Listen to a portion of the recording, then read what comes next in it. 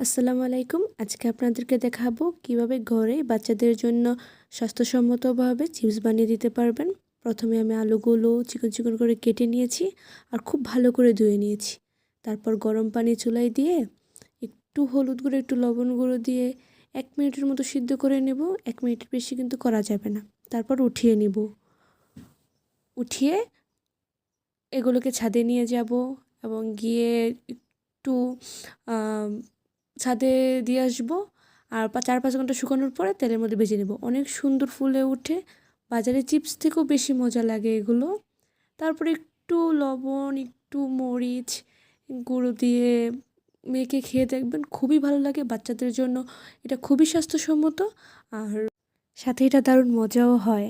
খুব মুচমুচে হয়। আমি এই প্রথম ভয়েস ওভার দিচ্ছি। সবাই ক্ষমা সুন্দর দৃষ্টিতে দেখবেন। আমার চ্যানেলটাকে সবাই সাবস্ক্রাইব করে দেবেন। একটা লাইক, কমেন্ট অ্যান্ড শেয়ার করে দিবেন। আসসালামু আলাইকুম।